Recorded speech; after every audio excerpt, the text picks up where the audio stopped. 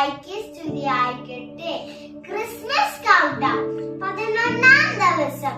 പ്രതീക്ഷയുടെ ചരകുകൾ വീണ്ടും വരുന്ന സമയം. ഏശയ്യ 9-ാം അധ്യായം 6-ാം വാക്യത്തിൽ ഇങ്ങനെ പറയുന്നു: എന്തെന്നാൽ നമുക്കൊരു ശിശു ജനിച്ചിരിക്കുന്നു, നമുക്കൊരു പുത്രൻ നൽകപ്പെട്ടിരിക്കുന്നു, ആധിപത്യം അവന്റെ ചുമലിലായിരിക്കും. വിസ്മയനായ ഉപദേഷ്ടാവ്, ശക്തനായ ദൈവം, നിത്യനായ പിതാവ്, സമാധാനത്തിന്റെ രാജാവ് എന്നവൻ വിളിക്കപ്പെടും. ജീവിതത്തിൽ നമ്മൾ അനുഭവിച്ച ഓരോ പരീക്ഷണവും നമ്മെ കൂടുതൽ ശക്തരാക്കിയിട്ടുണ്ട്.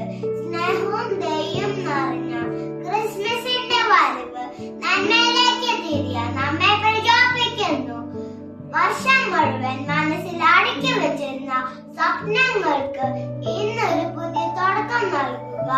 കടമ്പുകളാൽ നാം തളർന്നു പോയാലും ക്രിസ്മസ് നമ്മെ പഠിപ്പിക്കുന്നത് ഇരുട്ടിൽ പോലും പ്രകാശം തേടി മുന്നോട്ട് പോകാനാവുമെന്നും നമ്മിനുള്ളിലെ ശക്തിയെയും ജീവിതം നൽകിയ അനുഗ്രഹയും ശാന്ത നിമിഷമായി ഇന്നത്തെ ദിവസം മാറട്ടെ.